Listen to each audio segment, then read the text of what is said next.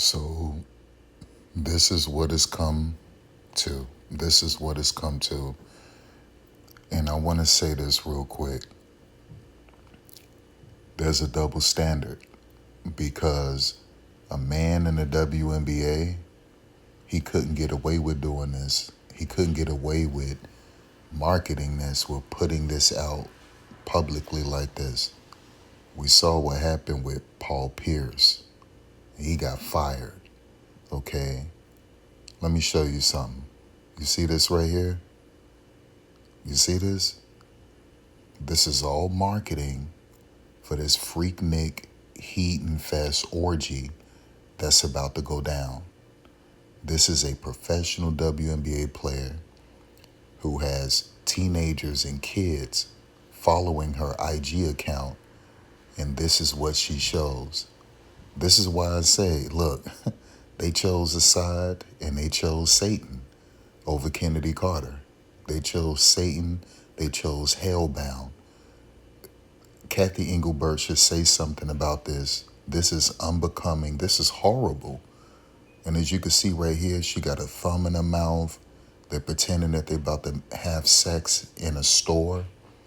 This is just bad. But if an NBA player or NFL player did something like this and put this out publicly, it would be outrage. This would be all over SportsCenter, ESPN, everywhere. People would be talking about this all on Twitter. This is just bad. This is just bad. And she's supposed to be a leader. She's supposed to be a leader, people. Y'all chose her over Kennedy. Here's some of the comments. Like, she's saying, listen, this is her girlfriend saying, you have permission to touch my girl. But she calling her the N-word. Once again, using the N-word. Oh, it's about to be crazy. This is what we're doing. Where's Cathy Englebert? You need to speak up about this and say, this is not what the WNBA represents. Okay? This is not what we should be about. This is not what we should be putting out there to the world. Okay? This is something that you need to email these people about, DM them, text message them, all of that. But something like this should not be made public. Okay? Then you get leaders like Natasha Cloud saying she love it, that go fire, this going hard, right? Monique Curry, this is fire. These supposed to be WNBA leaders and former WNBA leaders, but you got to remember, you got little girls, teenage girls, young boys following her account because she's their favorite WNBA player, one of their favorite WNBA players. And this is what you're cheering, which just enables this kind of conduct. And it makes the youth think that this is okay. Look at Shavonda Zealous.